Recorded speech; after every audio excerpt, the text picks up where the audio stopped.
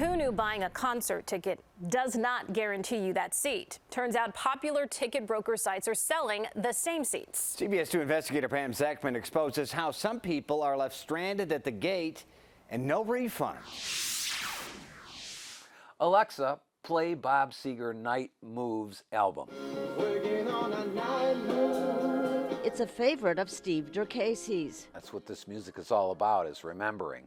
Steve wanted to see Bob Seger one last time, so he bought 6 tickets for his farewell concert last October at the United Center. He paid more than $1,000 for tickets he found on a website called Verified Seats, but when his group got to the gate, The last 2 of us tried to scan our tickets, and the ticket taker said, no, this one's invalid. It's been scanned 20 minutes prior.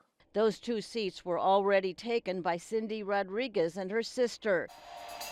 They're also huge Bob Seger fans. Somebody that I'd wanted to see for so long. He was one of the people on my bucket list. Cindy's boss bought her tickets from StubHub as a gift. They were the exact same seats Steve had, purchased more than 3 months earlier from Verified Seats.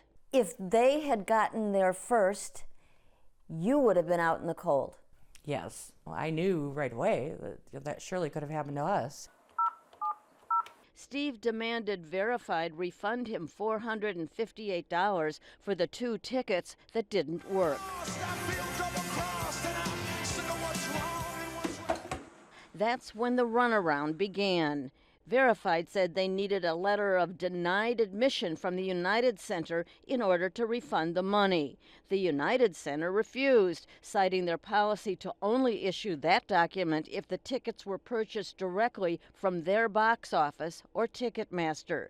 Steve then challenged the credit card charges, but Verified objected because somebody did use the tickets. That somebody just wasn't Steve. And it says on their website, your tickets are guaranteed to gain you access to the venue. I can't seem to collect on that guarantee. Verified pointed to this agreement that Steve says he never saw when he bought the tickets. It warns about no refunds unless a concert is canceled. Very little regulation, apparently.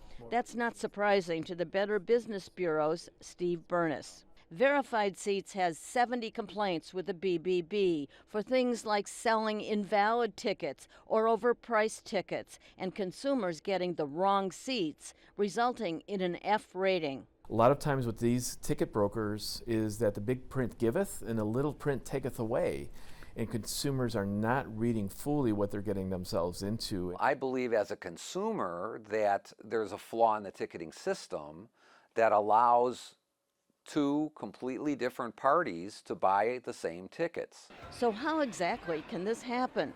Once a ticket gets resold in the secondary marketplace, not by the original venue, like here at the United Center, it should be blocked from ever being sold again. But that doesn't work unless the reseller opts into using an online clearinghouse. And that program is strictly voluntary and only works if ticket resellers use it. Otherwise, the process turns into a race to the gate. Whoever gets to the venue first gets the seats, which had Tammy Walczyk singing the same tune as the others last year. She's a big Jason Isbell fan.